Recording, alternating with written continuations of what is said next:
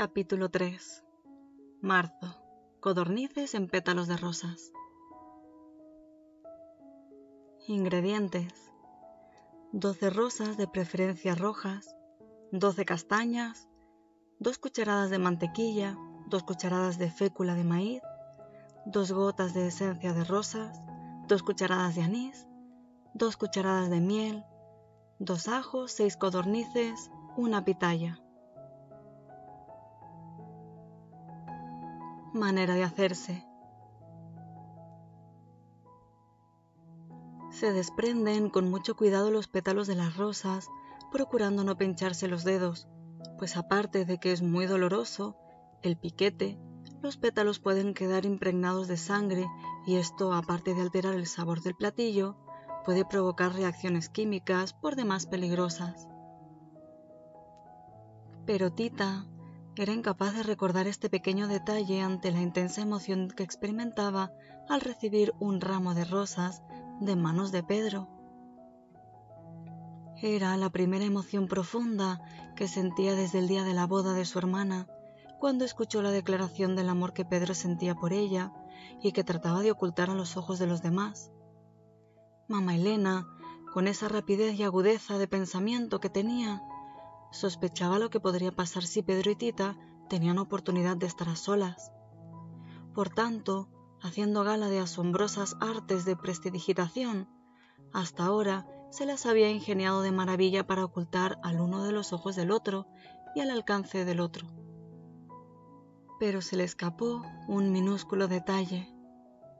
A la muerte de Nacha, Tita era entre todas las mujeres de la casa la más capacitada para ocupar el puesto vacante de la cocina. Y ahí escapaban de su riguroso control los sabores, los olores, las texturas y lo que éstas pudieran provocar.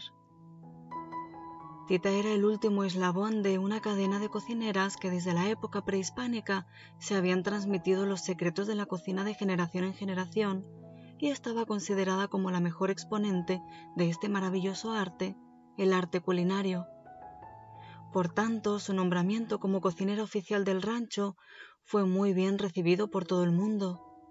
Tita aceptó el cargo con agrado, a pesar de la pena que sentía por la ausencia de Nacha.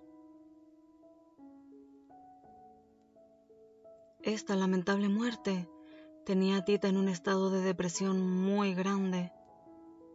Nacha, al morir, la había dejado muy sola.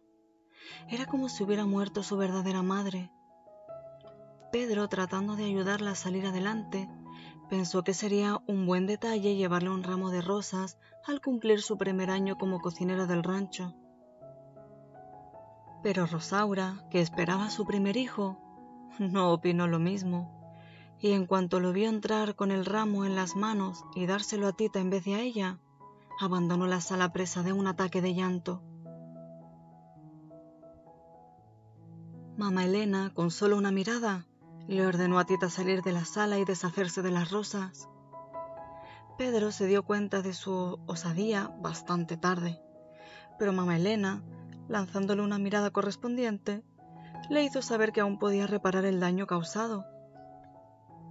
Así que, pidiendo una disculpa, salió en busca de Rosaura.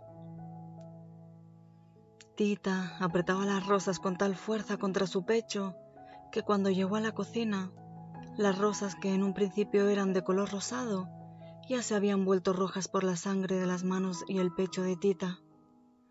Tenía que pensar rápidamente qué hacer con ellas. Estaban tan hermosas, no era posible tirarlas a la basura. En primera, porque nunca antes había recibido flores, y en segunda, porque se las había dado Pedro. De pronto, escuchó claramente la voz de Nacha, dictándole al oído una receta prehispánica donde se utilizaban pétalos de rosas. Tita la tenía medio olvidada, pues para hacerla se necesitaban faisanes y en el rancho nunca se habían dedicado a criar este tipo de aves. Lo único que tenían en ese momento eran codornices, así que decidió alterar ligeramente la receta con tal de utilizar las flores. Sin pensarlo más, Salió al patio y se dedicó a perseguir codornices. Después de atrapar a 6 de ellas, las metió en la cocina y se dispuso a matarlas, lo cual no le era nada fácil después de haberlas cuidado y alimentado por tanto tiempo. Tomando una gran respiración, agarró a la primera y le retorció el pescuezo como había visto a Nacha hacerlo tantas veces, pero con tan poca fuerza que la pobre codorniz no murió, sino que se fue quejando lastimeramente por toda la cocina, con la cabeza colgando de lado. Esta imagen la horrorizó. Comprendió que no se podía ser débil en esto de la matada. O se hacía con firmeza, o solo se causaba un gran dolor. En ese momento pensó en lo bueno que sería tener la fuerza de mamá Elena. Ella mataba así, de tajo, sin piedad. Bueno, aunque pensándolo bien, no. Con ella había hecho una excepción. La había empezado a matar desde niña, poco a poquito, y aún no le daba el golpe final. La boda de Pedro con Rosaura la había dejado como a la codorniz, con la cabeza y el alma fracturada. Y antes de permitir que la codorniz sintiera los mismos dolores que ella, en un acto de piedad con gran decisión, rápidamente la ultimó. Con las demás todo fue más fácil. Solo trataba de imaginar que cada una de las codornices tenía atorado un huevo tibio en el buche y que ella, piadosamente, las liberaba de ese martirio dándole un buen torzón. Cuando niña, muchas veces deseó morir antes de desayunar el consabido y obligatorio huevo tibio. Mamá Elena la obligaba a comerlo. Ella sentía que el esófago se le cerraba fuerte, muy fuerte, incapaz de poder deglutir alimento alguno, hasta que su madre le propinaba un coscorrón que tenía el efecto milagroso de desbaratarle el nudo en la garganta, por la que entonces se deslizaba el huevo sin ningún problema. Ahora se sentía más tranquila, y los siguientes pasos los realizó con gran destreza. Tal parecía que era la misma Nacha la que en el cuerpo de Tita realizaba todas estas actividades: desplumar las aves en seco, sacarle las vísceras y ponerlas a freír. Después de desplumadas y vaciadas las codornices, se las recogen y atan las patas para que conserven una posición graciosa mientras se ponen a dorar en la mantequilla, espolvoreadas con pimienta y sal al gusto. Es importante que se desplumen las codornices en seco, pues el sumergirlas en agua hirviendo altera el sabor de las carnes. Este es uno de los innumerables secretos de la cocina que solo se adquieren con la práctica. Como Rosaura no había querido participar en las actividades culinarias desde que se quemó las manos en el comal, lógicamente ignoraba este y muchos otros conocimientos gastronómicos. Sin embargo, quién sabe si por querer impresionar a Pedro, su esposo, o por querer establecer una competencia con Tita en sus terrenos, en una ocasión intentó cocinar. Cuando Tita amablemente quiso darle algunos consejos, Rosaura se molestó enormemente y le pidió que la dejara sola en la cocina. Obviamente, el arroz se le batió, la carne se le saló, el postre se le quemó. Nadie en la mesa se atrevió a mostrar ningún gesto de desagrado, pues mamá Elena, a manera de sugerencia, había comentado: «Es la primera vez que Rosaura cocina, y opino que no lo hizo tan mal. ¿Qué opina usted, Pedro?» Pedro, haciendo un soberano esfuerzo, respondió sin ánimo de lastimar a su esposa: «No, para ser la primera vez, no está tan mal». Por supuesto, esa tarde toda la familia se enfermó del estómago. Fue una verdadera tragedia. Claro que no tanta como la que se suscitó en el rancho ese día. La fusión de la sangre de Tita con los pétalos de las rosas que Pedro le había regalado resultó ser de lo más explosiva. Cuando se sentaron a la mesa, había un ambiente ligeramente tenso, pero no pasó a mayores hasta que se sirvieron las codornices. Pedro, no contento con haber provocado los celos de su esposa, sin poderse contener, al saborear el primer bocado del platillo, exclamó cerrando los ojos con verdadera lujuria: Este es un placer de los dioses. Mamá Elena, aunque reconocía que se trataba de un guiso verdaderamente exquisito, molesta por el comentario, dijo: «Tiene demasiada sal». Rosaura, pretextando náuseas y mareos, no pudo comer más de 3 bocados. En cambio, a Gertrudis algo raro le pasó. Parecía que el alimento que estaba ingiriendo producía en ella un efecto afrodisíaco, pues empezó a sentir que un intenso calor le invadía las piernas. Un cosquilleo en el centro de su cuerpo no la dejaba estar correctamente sentada en la silla. Empezó a sudar y a imaginar que se sentiría al ir sentada al lomo de un caballo, abrazada por un villista, uno de esos que había visto una semana antes entrando a la plaza del pueblo, oliendo a sudor, a tierra, a amaneceres de peligro e incertidumbre, a vida y a muerte. Ella iba al mercado en compañía de Chencha, la sirvienta, cuando lo vio entrar por la calle principal de Piedras Negras. Venía al frente de todos, obviamente capitaneando a la tropa. Sus miradas se encontraron y lo que vio en los ojos de él la hizo temblar. Vio muchas noches junto al fuego deseando la compañía de una mujer a la cual pudiera besar, una mujer a la cual pudiera abrazar, una mujer como ella.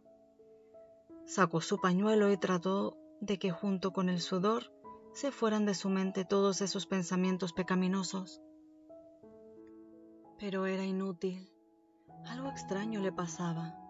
Trató de buscar apoyo en Tita, pero ella estaba ausente. Su cuerpo estaba sobre la silla sentado, y muy correctamente, por cierto, pero no había ningún signo de vida en sus ojos. Tal parecía que en un extraño fenómeno de alquimia, su ser se había disuelto en la salsa de las rosas, en el cuerpo de las codornices, en el vino y en cada uno de los olores de la comida. De esta manera penetraba en el cuerpo de Pedro, voluptuosa, aromática, calurosa, completamente sensual. Parecía que habían descubierto un código nuevo de comunicación en el que Tita era la emisora, Pedro el receptor, y Gertrudis la afortunada en quien se sintetizaba esta singular relación sexual a través de la comida. Pedro no opuso resistencia, la dejó entrar hasta el último rincón de su ser sin poder quitarse la vista el uno del otro. Le dijo: «Nunca había probado algo tan exquisito. Muchas gracias». Es que verdaderamente este platillo es delicioso. Las rosas le proporcionan un sabor de lo más refinado. Ya que se tienen los pétalos deshojados, se muelen en el molcajete junto con el anís. Por separado, las castañas se ponen a dorar en el comal, se descascaran y se cuecen en agua. Después se hacen puré. Los ajos se pican finamente y se doran en la mantequilla. Cuando están acitronados, se les agregan el puré de castañas, la miel, la pitaya molida, los pétalos de rosa y sal al gusto. Para que espese un poco la salsa, se le pueden añadir 2 cucharaditas de fécula de maíz.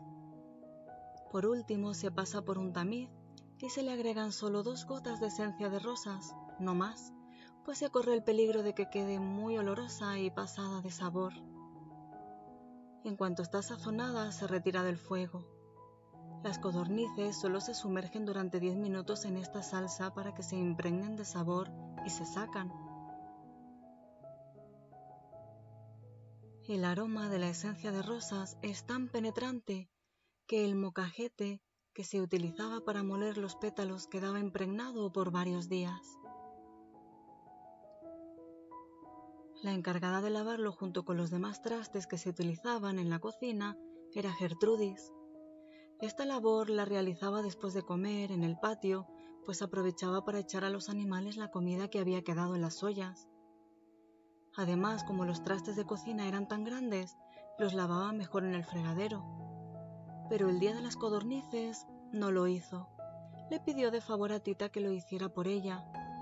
Gertrudis realmente se sentía indispuesta. sudada copiosamente por todo el cuerpo. Las gotas que le brotaban eran de color rosado y tenían un agradable y penetrante olor a rosas.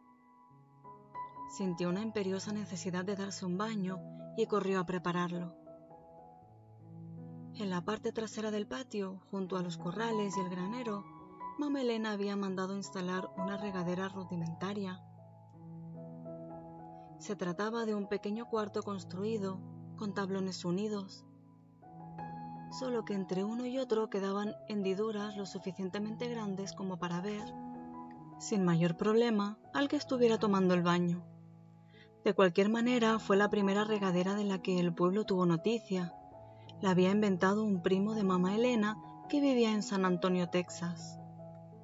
Tenía una caja como a 2 metros de altura con capacidad para 40 litros, a la cual se le tenía que depositar el agua con anterioridad para que pudiera funcionar utilizando la fuerza de gravedad. Costaba trabajo subir las cubetas llenas de agua por una escalera de madera, pero después era una delicia solo abrir una llave y sentir correr el agua por todo el cuerpo de un solo golpe, y no en abonos, como sucedía cuando uno se bañaba a jicarazos. Años después, los gringos le pagaron una bicoca al primo por su invento y lo perfeccionaron. Fabricaron miles de regaderas sin necesidad del mentado depósito, pues utilizaron tuberías para que funcionaran. Si Gertrudis hubiera sabido, la pobre subió y bajó como 10 veces cargando las cubetas. Estuvo a punto de desfallecer, pues ese brutal ejercicio intensificaba el abrasador calor que sentía. Lo único que la animaba era la ilusión del refrescante baño que la esperaba, pero desgraciadamente no lo pudo disfrutar, pues las gotas que caían de la regadera no alcanzaban a tocarle el cuerpo, se evaporaban antes de rozarla siquiera. El calor que despedía su cuerpo era tan intenso que las maderas empezaron a tronar y arder. Ante el pánico de morir abrasada por las llamas, salió corriendo del cuartucho, así como estaba, completamente desnuda. Para entonces, el olor a rosas que su cuerpo despedía había llegado muy, muy lejos, hasta las afueras del pueblo, en donde revolucionarios y federales libraban una cruel batalla. Entre ellos, sobresalía por su valor el villista ese, el que había entrado una semana antes a Piedras Negras y se había cruzado con ella en la plaza. Una nube rosada llegó hasta él, lo envolvió y provocó que saliera a todo galope hacia el rancho de Mamá Elena. Juan, que así se llamaba el sujeto, abandonó el campo de batalla dejando atrás a un enemigo a medio morir, sin saber para qué. Una fuerza superior controlaba sus actos. Lo movía una poderosa necesidad de llegar lo más pronto posible al encuentro de algo desconocido en un lugar indefinido. No le fue difícil dar, lo guiaba el olor del cuerpo de Gertrudis. Llegó justo a tiempo para descubrirla corriendo en medio del campo. Entonces supo para qué había llegado hasta allí. Esta mujer necesitaba imperiosamente que un hombre le apagara el fuego abrasador que nacía de sus entrañas. Un hombre igual de necesitado de amor que ella, un hombre como él. Gertrudis dejó de correr en cuanto lo vio venir hacia ella.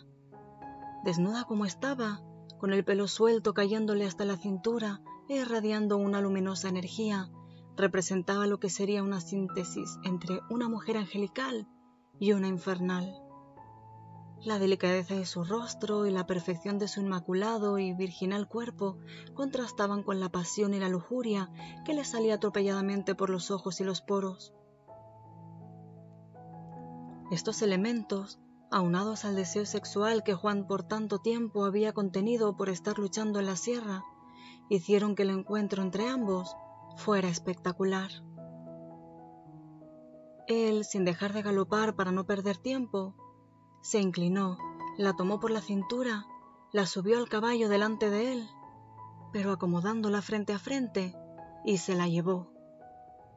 El caballo, aparentemente siguiendo también órdenes superiores, siguió galopando como si supiera perfectamente cuál era su destino final, a pesar de que Juan le había soltado las riendas para poder abrazar y besar apasionadamente a Gertrudis. El movimiento del caballo se confundía con el de sus cuerpos mientras realizaban su primera copulación a todo galope y con alto grado de dificultad. Todo fue tan rápido que la escolta que seguía a Juan tratando de interceptarlo nunca lo logró. Decepcionados, dieron media vuelta y el informe que llevaron fue que el capitán había enloquecido repentinamente durante la batalla y que por esta causa había desertado del ejército. Generalmente, esa es la manera en que se escribe la historia, a través de las versiones de los testigos presenciales que no siempre corresponden a la realidad, pues el punto de vista de Tita sobre lo acontecido era totalmente diferente al de estos revolucionarios. Ella había observado todo desde el patio donde estaba lavando los trastes. No perdió detalle a pesar de que le interferían la visión una nube de vapor rosado y las llamas del cuarto de baño. A su lado, Pedro también tuvo la suerte de contemplar el espectáculo, pues había salido al patio por su bicicleta para ir a dar un paseo. Y como mudos espectadores de una película, Pedro y Tita se emocionaron hasta las lágrimas al ver sus héroes realizar el amor que para ellos estaba prohibido. Hubo un momento, un solo instante, en el que Pedro pudo ver cambiado el curso de la historia. Tomando a Tita de la mano, alcanzó a pronunciar: Tita. Solo eso. No tuvo tiempo de decir más. La sucia realidad se lo impidió. Se escuchó un grito de mamá Elena preguntando qué era lo que pasaba en el patio. Si Pedro le hubiera pedido a Tita huir con él, ella no lo hubiera pensado ni tantito, pero no lo hizo, sino que montando rápidamente en la bicicleta, se fue pedaleando su rabia. No podía borrar de su mente la imagen de Gertrudis corriendo por el campo, completamente desnuda. Sus grandes senos bamboleándose de un lado a otro lo habían dejado hipnotizado. Él nunca había visto a una mujer desnuda. En la intimidad con Rosaura no había sentido deseos de verle el cuerpo ni de acariciárselo. En estos casos siempre utilizaba la sábana nupcial, que solo dejaba visibles las partes nobles de su esposa. Terminado el acto, se alejaba de la recámara antes de que ésta se descubriera. En cambio, ahora, se había despertado en él la curiosidad de ver a Tita por largo rato o así, sin ninguna ropa. Indagando, husmeando, averiguando cómo era hasta el último centímetro de piel de su monumental y atractivo cuerpo. De seguro que se parecía al de Gertrudis, no en balde eran hermanas. La única parte del cuerpo de Tita que conocía muy bien, aparte de la cara y las manos, era el redondo trozo de pantorrilla que había alcanzado a verle en una ocasión. Ese recuerdo lo atormentaba por las noches. Qué antojo sentía de poner su mano sobre ese trozo de piel y luego por todo el cuerpo tal y como había visto hacerlo al hombre que se llevó a Gertrudis, con pasión, con desenfreno, con lujuria. Tita, por su parte, intentó gritarle a Pedro que la esperara, que se la llevara lejos a donde los dejaran amarse, a donde aún no hubieran inventado reglas que seguir y respetar, a donde no estuviera su madre, pero su garganta no emitió ningún sonido. Las palabras se le hicieron nudo y se ahogaron unas a otras antes de salir. Se sentía tan sola y abandonada. Un chile en nogada olvidado en una charola después de un gran banquete no se sentiría peor que ella. ¿Cuántas veces sola en la cocina se había tenido que comer una de estas delicias antes de permitir que se echara a perder? El que nadie se coma el último chile de una charola generalmente sucede cuando la gente no quiere demostrar su gula y aunque les encantaría devorarlo, nadie se atreve. Y es así como se rechaza un chile relleno que contiene todos los sabores imaginables, lo dulce del acitrón, lo picoso del chile, lo sutil de la nogada, lo refrescante de la granada. Un maravilloso chile en nogada. ¡Qué delicia! Que contiene en su interior todos los secretos del amor, pero que nadie podrá desentrañar a causa de la decencia. Ah, maldita decencia, maldito manual de Carreño. Por su culpa, su cuerpo quedaba destinado a marchitarse poco a poco, sin remedio alguno. Y maldito Pedro, tan decente, tan correcto, tan varonil, tan amado. Si Tita hubiera sabido entonces que no tendrían que pasar muchos años para que su cuerpo conociera el amor, no se habría desesperado tanto en ese momento. El segundo grito de mamá Elena la sacó de sus cavilaciones y la hizo buscar rápidamente una respuesta. No sabía qué era lo que le iba a decir a su mamá, si primero le decía que estaba ardiendo la parte trasera del patio o que Gertrudis se había ido con un villista a lomo de caballo y desnuda. Se decidió por dar una versión en la cual los federales, a los que Tita aborrecía, habían entrado en tropel, habían prendido fuego a los baños y habían raptado a Gertrudis. Mamá Elena se creyó toda la historia y enfermó de la pena, pero estuvo a punto de morir cuando se enteró una semana después, por boca del padre Ignacio, el párroco del pueblo, que quién sabe cómo se enteró, que Gertrudis estaba trabajando en un burdel en la frontera. Prohibió volver a mencionar el nombre de su hija y mandó quemar sus fotos y su acta de nacimiento.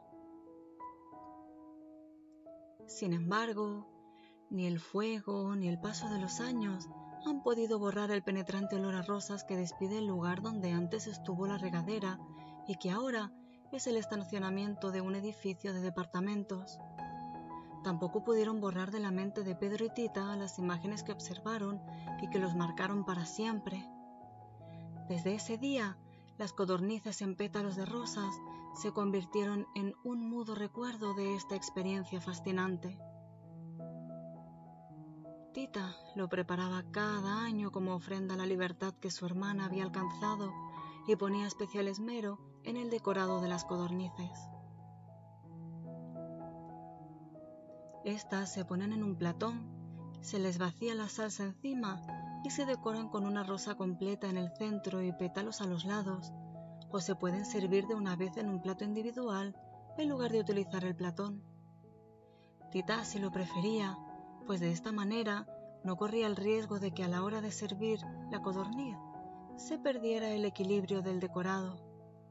Precisamente así lo especificó en el libro de cocina que empezó a escribir esa misma noche, después de tejer un buen tramo de su colcha, como diariamente hacía.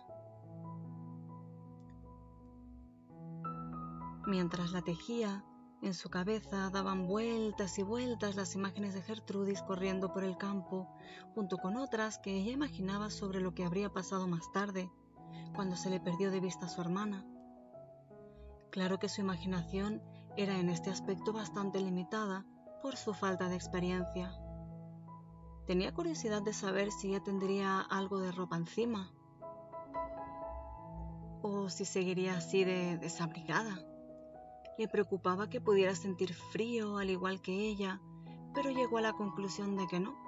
Lo más probable era que estaría cerca del fuego, en los brazos de su hombre, y eso definitivamente debería dar calor. De pronto una idea que cruzó por su mente la hizo levantarse a mirar el cielo estrellado. Ella conocía, pues lo había sentido en carne propia, lo poderoso que puede ser el fuego de una mirada. Es capaz de encender al mismo sol. Tomando esto en consideración, ¿qué pasaría si Gertrudis miraba una estrella? De seguro que el calor de su cuerpo, inflamado por el amor, viajaría con la mirada a través del espacio infinito sin perder su energía hasta depositarse en el lucero de su atención. Estos grandes astros han sobrevivido millones de años gracias a que se cuidan de no absorber los rayos ardientes de los amantes de todo el mundo les lanzan noche tras noche. De hacerlo, se generaría tanto calor en su interior que estallarían en 1000 pedazos. Por lo que al recibir una mirada, la rechazan de inmediato, reflejándola hacia la tierra como en un juego de espejos. Es por eso que brillan tanto las noches. Y es por eso que a Tita le entró la esperanza de que si ella pudiera descubrir entre todas las estrellas del firmamento cuál era la que su hermana veía en ese momento, recibiría por reflejo un poco del calor que a ella le sobraba. Bueno, esa era su ilusión, pero por más que observó una a una todas las estrellas del cielo, no sintió absolutamente nada de calor, sino más bien todo lo contrario. Estremecida, regresó a su cama plenamente convencida de que Gertrudis dormiría plácidamente con los ojos bien cerrados y que por eso no funcionó el experimento. Se cubrió entonces con su colcha, que ya para entonces se doblaba en 3. Revisó la receta que había escrito para ver si no se olvidaba apuntar algo y añadió: «Hoy que comimos este platillo, huyó de la casa Gertrudis». Continuará. Siguiente receta: mole de guajolote con almendra y ajonjolí.